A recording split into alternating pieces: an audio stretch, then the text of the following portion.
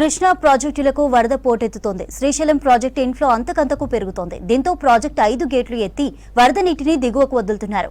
నిన్న 3 గేట్లు ఎత్తిన ఇరిగేషన్ అధికారులు ఇవాళ ఉదయం మరో 2 గేట్లు ఎత్తి వరద నీటిని దిగువకు రిలీజ్ చేస్తున్నారు. మహారాష్ట్ర, కర్ణాటక రాష్ట్రాల్లో కురుస్తున్న వర్షాలతో కృష్ణానది పరివాహక ప్రాంత ప్రాజెక్టులు నీటితో కలకలలాడుతున్నాయి. ఎగువన ఆల్మట్టి డ్యాం నుంచి వరద నీరు జూరాలకు భారీగా చేరుతోంది. జూరాల నుంచి శ్రీశైలం డ్యాంకు ఫ్లడ్ ను భారీగా వదులుతున్నారు.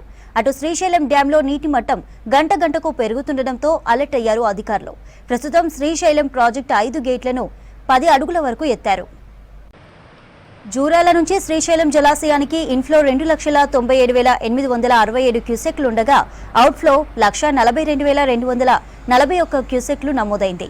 సుంకేస్ల నుంచి శ్రీశైలం డ్యాంకు భారీగా వరద నీరు చేరుతోంది.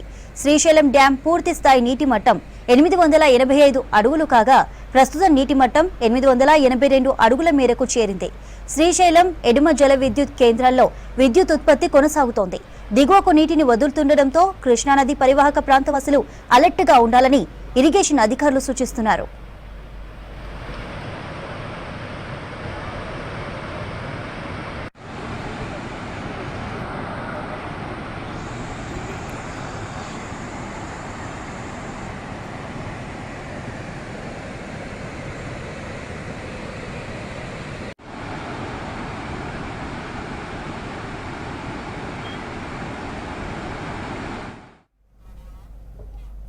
కృష్ణా ప్రాజెక్టులకు వరద పోటెత్తుతోంది. శ్రీశైలం ప్రాజెక్టుకు ఇన్ఫ్లో అంతకంతకు పెరుగుతోంది.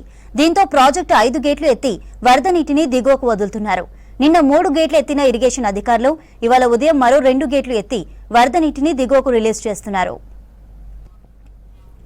మహారాష్ట్ర, కర్ణాటక రాష్ట్రాల్లో కురుస్తున్న వర్షాలతో కృష్ణానది పరివాహక ప్రాంత ప్రాజెక్టులు నీటితో కలకలలాడుతున్నాయి. ఎగువన ఆల్మట్టి డ్యాం నుంచి వరద నీరు జూరాలకు భారీగా చేరుతోంది. జూరాల నుంచి శ్రీశైలం డ్యాంకు ఫ్లడ్ ను భారీగా వదులుతున్నారు.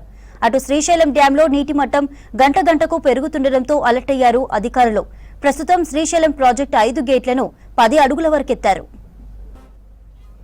జూరాల నుంచి శ్రీశైలం జలాశయానికి ఇన్ఫ్లో 2,97,867 క్యూసెక్లుండగా అవుట్ఫ్లో 1,42,241 క్యూసెక్లు నమోదైంది. సుంకేస్ల నుంచి శ్రీశైలం డ్యాంకు భారీగా వరద నీరు చేరుతోంది.